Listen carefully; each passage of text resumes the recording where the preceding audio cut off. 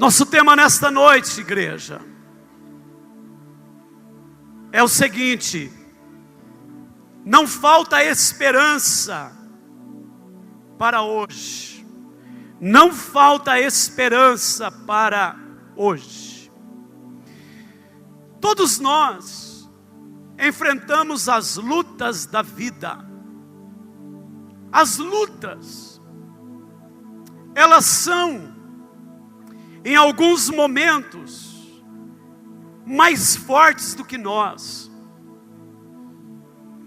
Há lutas que elas vêm suplantando a nossa capacidade. Há lutas que parece vão nos derrubar, vão nos destruir. Batalhas, dores, adversidades. Como ter esperança no momento deles? O profeta Isaías, conhecido como profeta messiânico, isso significa aquele que profetizou a respeito da trajetória do Messias, aquele que profetizou a respeito de Jesus. Tantos anos, mais de 700 anos antes da vinda de Jesus, ele já apontava para a vinda de alguém que nasceria, que é Jesus. E o seu nome seria Maravilhoso, Conselheiro, Deus Forte, Pai da Eternidade, Príncipe da Paz. O próprio profeta Isaías também apontou para o Senhor Jesus indo para a cruz. No capítulo 53, o profeta, inspirado pelo Senhor, fala a respeito daquele que morreria como cordeiro, indo para o matadouro, entregando a sua vida, para que nós tivéssemos vida. Nós temos no livro de Isaías, livro também chamado de proto-evangelho. O que é isso? Primeiro evangelho. Como que um evangelho? Nós temos evangelhos no Novo Testamento. Para muitos teólogos, homens e mulheres de Deus, o livro de Isaías é como que um evangelho no Antigo Testamento. E esse livro, ele aponta na sua marcha como profeta de Deus para a esperança. Esperança. Fala de esperança. Esperança quando o povo estava no cativeiro. Esperança quando as lutas eram intensas.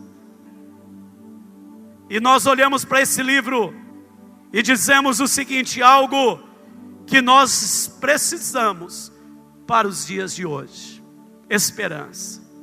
Temos, nesses tempos tão difíceis, ouvido frases do tipo: eu tenho esperança na minha geração.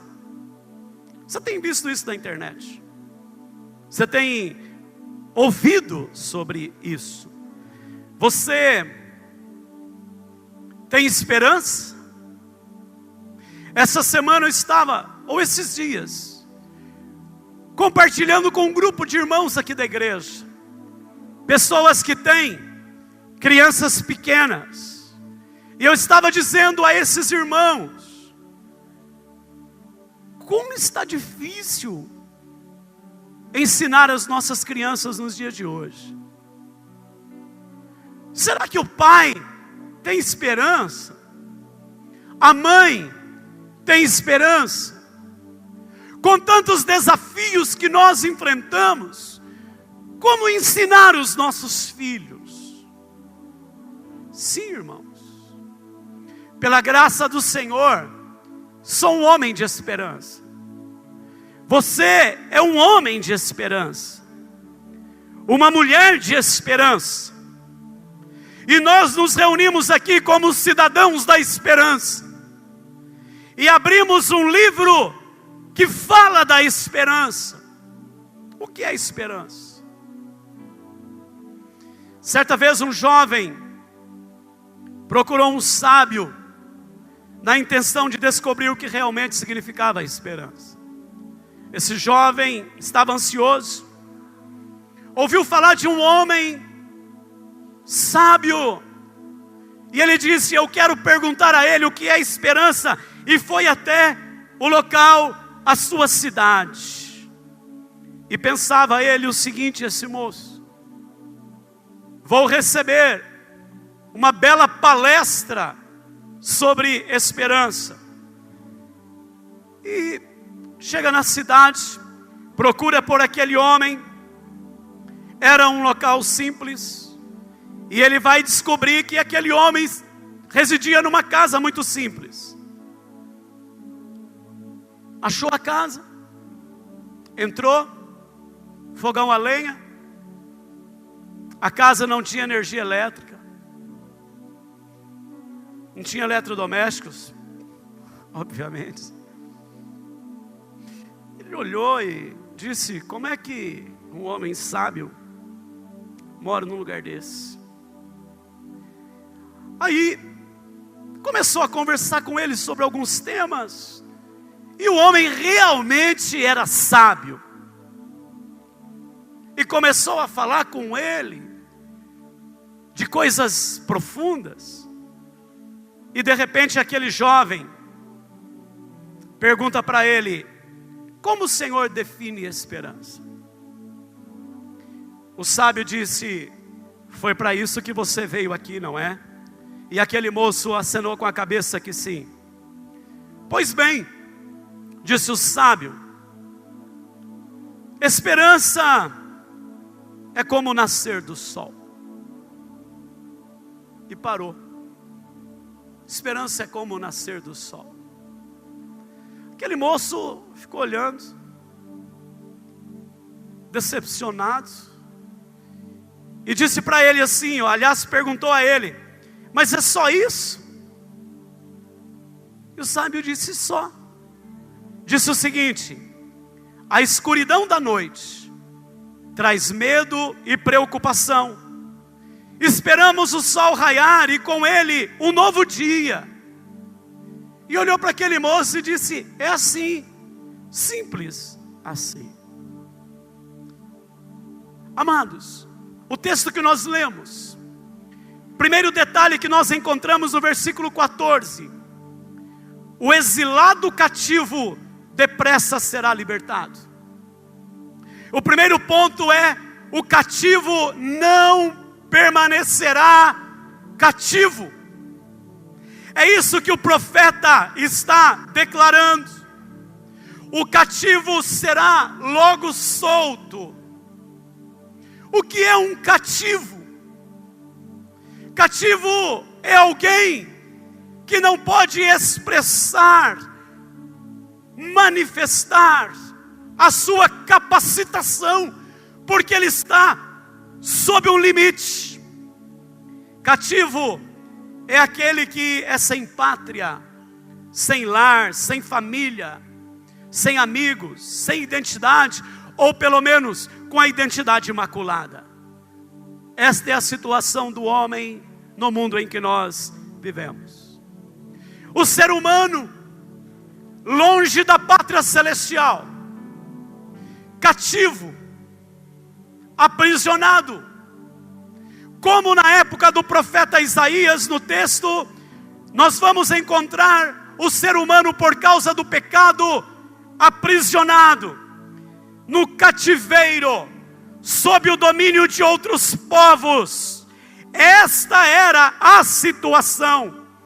Na verdade, o apóstolo Paulo, retratando esta condição do ser humano, ele diz que nós estávamos mortos nos nossos delitos e pecados. nos quais nós andávamos outrora, sem a ação de Deus. O ser humano está morto nos seus delitos e pecados.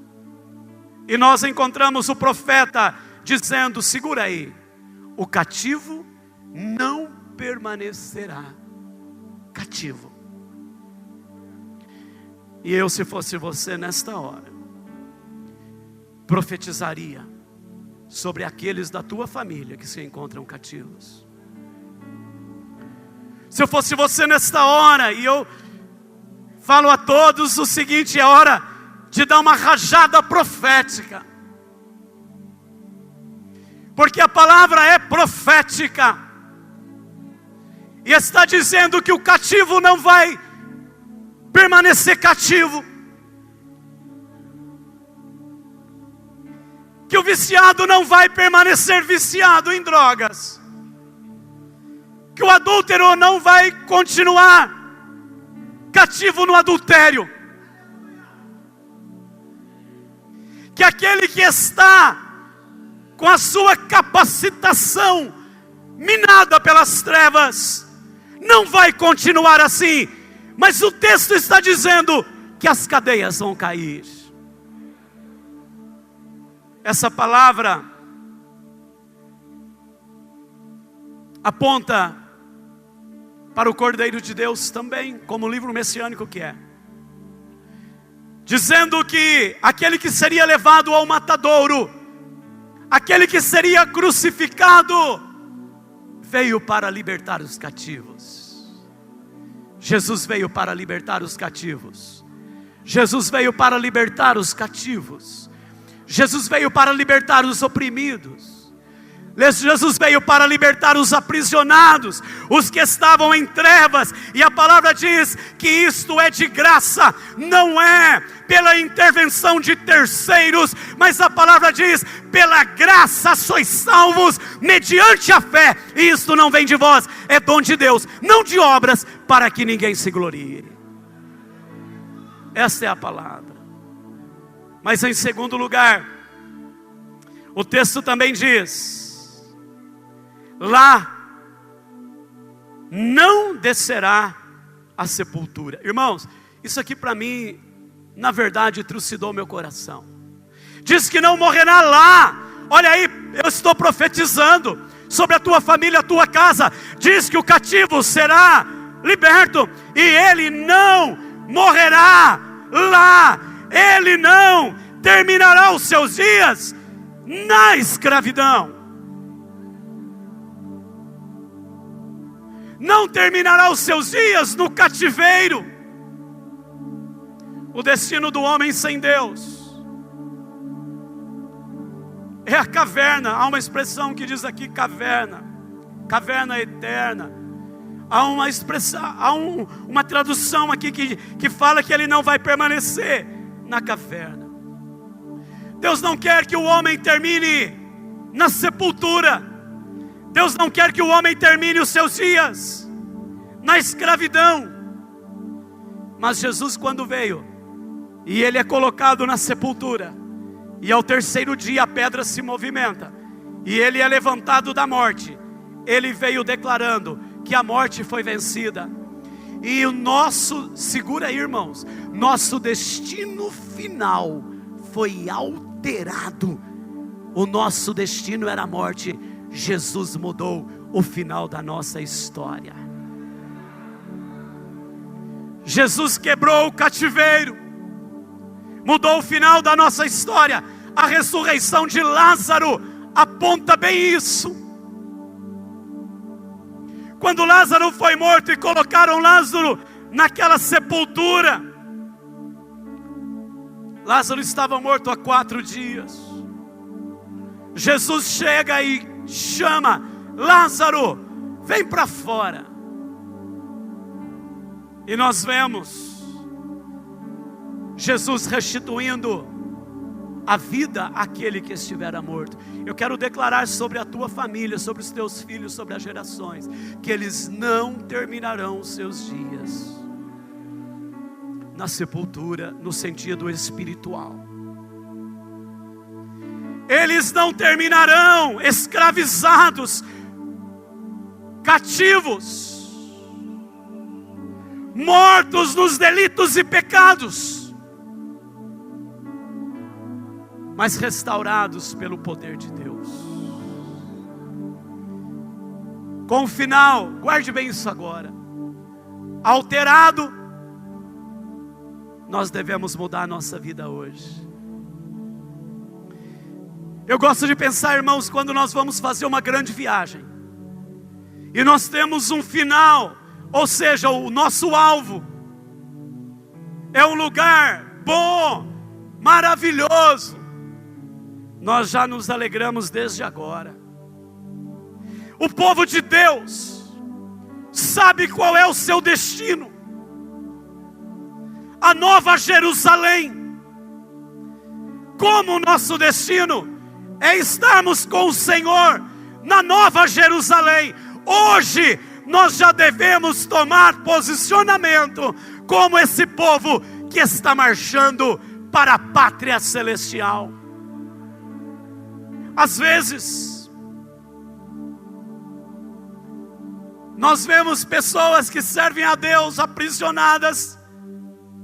Como, pastor? Na verdade são livres, mas vivem como se estivessem presas, tristes, abatidas, sem esperança. Olhamos o nosso mundo ao nosso redor. Qual é a esperança que tem um pai? Qual é a esperança que tem a mãe? É num grande curso da faculdade? Não.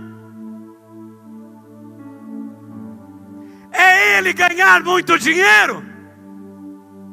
Não. Segura bem o que eu vou dizer aqui. Deus me trouxe isso.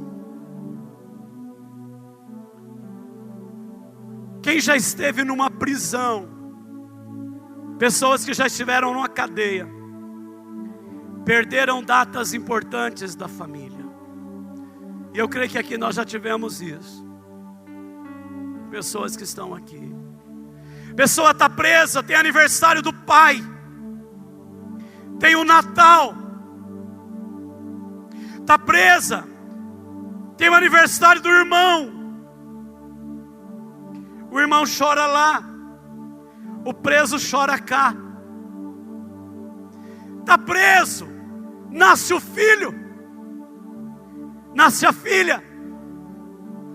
A prisão nos tira da alegria, da participação em momentos tão importantes que nós gostaríamos de estar e de viver, mas nós fomos aprisionados. Segura bem isso, em uma proporção muito maior. Isso acontece espiritualmente. Pessoas não aproveitam os momentos que Deus dá, porque estão espiritualmente aprisionadas. Não conseguem, porque o inimigo ainda ameaça. As cadeias, elas parecem que ainda estão tomando a vida das pessoas. Hoje, segure bem, neste culto de milagres, é dia de nós nos levantarmos e dizer: eu vou tomar o meu posicionamento, porque o meu final não é a sepultura, não é a caverna. O meu final é habitar com Cristo Jesus na Nova Jerusalém. E desde já, eu já vou viver essa novidade de vida que o Senhor concedeu à minha história, ao meu coração. Mas eu preciso terminar, e isto é mais forte. E eu vou terminar, e eu gostaria de chamar essa igreja para entender isso. O seu pão não lhe faltará. Meu Deus, meu Deus, diz que o cativo não vai ficar cativo. Diz que o final já foi alterado. E em terceiro lugar diz que o pão não vai faltar. Somos uma sociedade marcada por alimento apodrecido. Nós sabemos disso. Não há sal para a carne humana no mundo. Não há sal para a vida humana no mundo. Jesus diz: eu sou o sal da terra e eu sou a luz do mundo. Mas não há como impedir a putrificação com as receitas do mundo. O sal é Jesus. Mas segure bem, Ele não é só o sal, Ele não é só a luz. Ele diz: eu sou pão, o pão vivo que desceu do céu. E a palavra diz que o exilado não continuará exilado, que o fim já foi alterado, e agora segura: o pão não faltará. Segura bem isso agora. Há muitas pessoas perdidas nesses dias. Há muitas famílias em crise. A TV se torna lixo a cada dia. Você está ouvindo muito essa expressão. A expressão ideologia de gênero.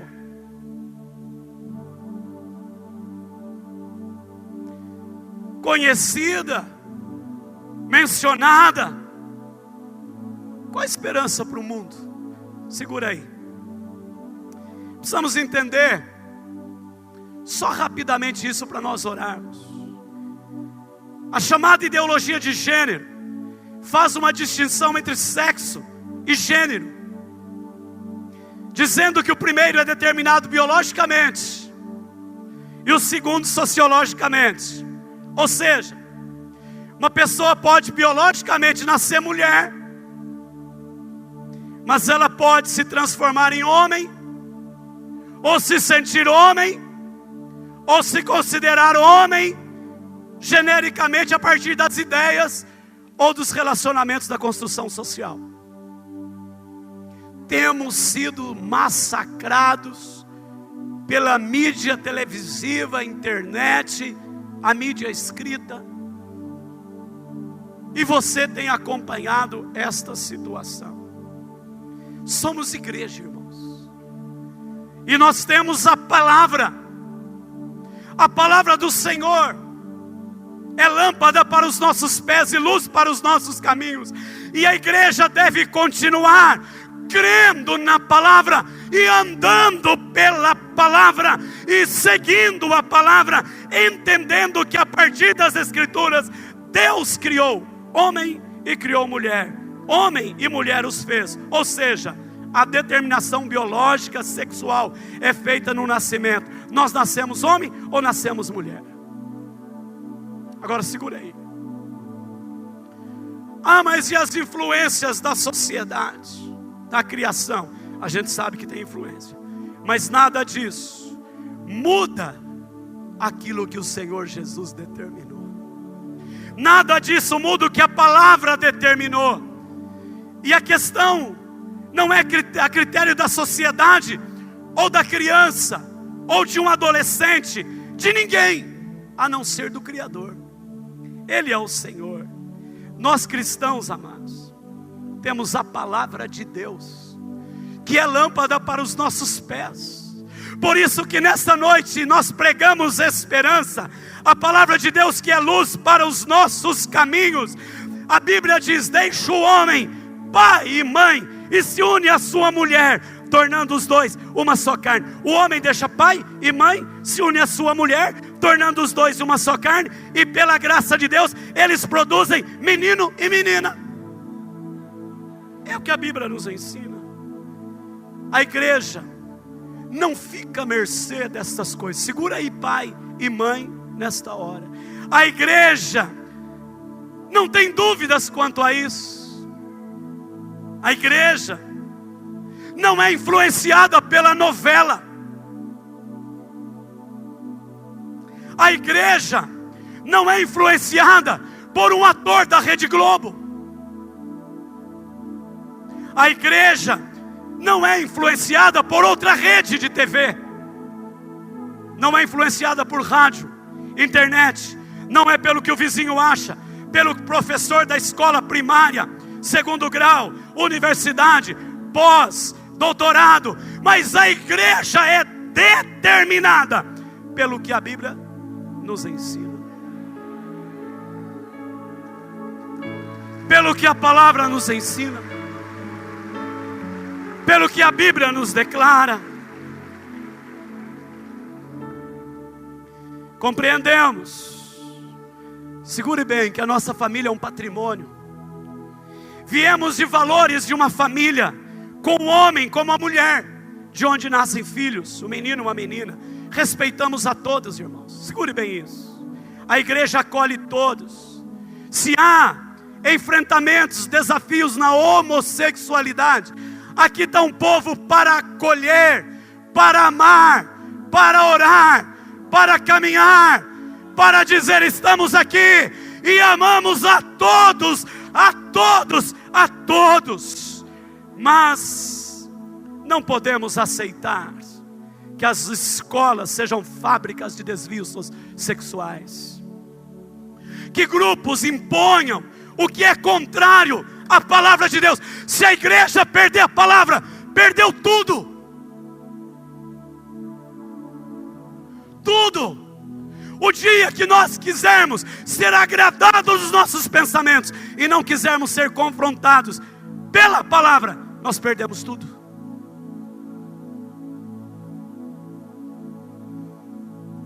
A palavra de Deus é a única regra de fé e prática para a igreja. Dizer que é preciso deixar a criança decidir qual o seu sexo é desconhecimento. Primeiro, bíblico. Segundo, científico. Desconhecimento. Primeiro, bíblico. Segundo, científico. Desconhecimento dos valores. E esta situação quer quebrar os princípios. Guarde bem o que eu estou pensando. Muitas pessoas, irmãos, chorarão lágrimas quentes por essas situações. Por isso, nesta hora, eu quero terminar dizendo que nesta casa não vai faltar o pão. O pão é Jesus. O pão é a palavra. Aqui o nosso livro é a Bíblia. A nossa caminhada é de fé. Cuidado, pais, com a TV. Cuidado com os desenhos que têm destruído muitas crianças.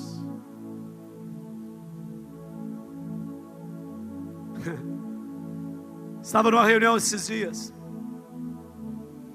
Um pastor lá do norte. Nós estávamos juntos, íamos pregar num congresso. Ficamos juntos no quarto, no hotel. E ele disse: Adilson, ele mora longe. Ele mora em Salvador. Lá é norte? Nordeste? Nordeste. E ele disse o seguinte: estou em casa, meu filho chega, dizendo que ele ia usar uma determinada roupa lá, que significava isso, aquilo, aquilo outro, uma coisa totalmente contrária à palavra. Ele falou: epa, peraí, você não vai usar isso não. Peraí, isso você não vai usar não. Foi na escola, tomando uma providência. Olhe bem aqui, povo de Deus. Quero terminar essa palavra. Quero chamar o Cleverson para vir aqui. Profeta Isaías, ele diz o seguinte: o cativo não vai continuar cativo. Ele diz assim: não vai terminar numa sepultura, numa caverna. Não. e não vai faltar pão. Quando Isaías diz isso, ele apontava para um futuro, dizendo que Jesus faria isso. É claro que o povo de Israel foi quebrado o seu cativeiro também no Antigo Testamento.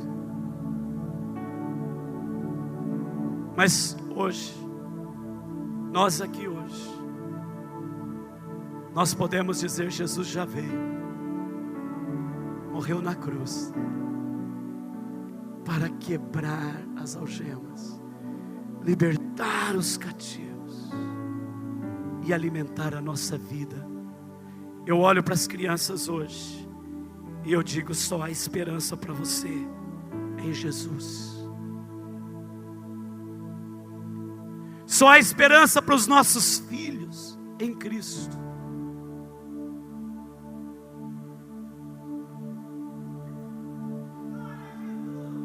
Deixa eu falar uma coisa antes de orar.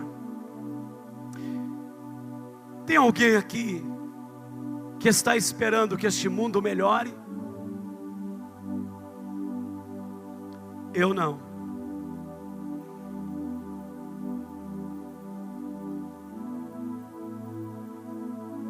Segura bem isso. Eu não estou esperando que este mundo melhore. É bíblico.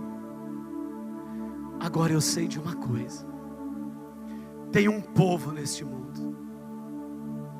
Tem um povo neste mundo que crê e que sabe que os nossos filhos serão guardados. Tem um povo neste mundo de pais e mães que não negociam os seus valores da palavra. Tem um povo neste mundo que sabe que os seus filhos serão mais do que vencedores e que citam a palavra dizendo: os mansos herdarão a terra. E é nesse caminho que nós vamos. É dessa forma que nós marchamos. Irmãos, enquanto o dia da nossa partida não chega, alimentemo-nos do pão da vida.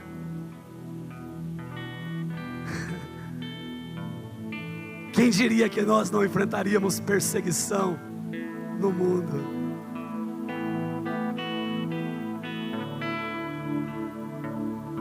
Mas eis um povo que crê, eis um povo que confia na palavra, um povo que ama. Olha aqui para mim, ama qualquer diferença, qualquer situação. Nós amamos. Mas um povo que tem um livro, não é para carregar debaixo do braço igual desodorante, não é para enfeitar a estante. Tem um livro, não é para ter uma tradução e comprar outra, e ter outra e comprar outra. Achei a capa bonita para pôr dentro da bolsa. Tem um livro para obedecer e caminhar na força do Espírito Santo, entendendo que a palavra do Senhor é lâmpada para os nossos pés e luz para os nossos caminhos. Mais desejável do que ouro depurado, mais do que muito ouro, mais doce do que o mel e o destilar dos favos, é a palavra de Deus para a igreja, para as nossas vidas. E é assim que nós marchamos, e é assim que nós vamos. Poderoso Deus, abençoa as nossas famílias. Vamos nos colocar em pé.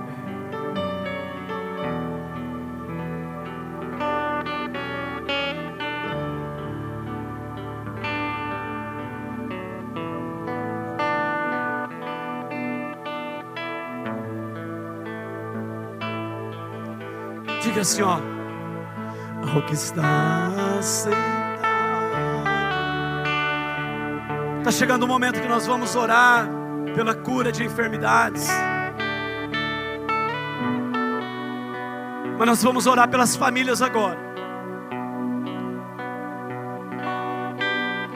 pelos pais. Você que diz: eu tenho um livro, Eu não abro mão dos princípios da Bíblia. Diga: eu coloco meu filho na mão do poderoso Deus. Coloco a minha casa debaixo da bandeira do Jeová Nissi. Há esperança para mim. Deus não vai te desamparar. O exilado não vai continuar no exílio. O fim será alterado. E não vai faltar pão.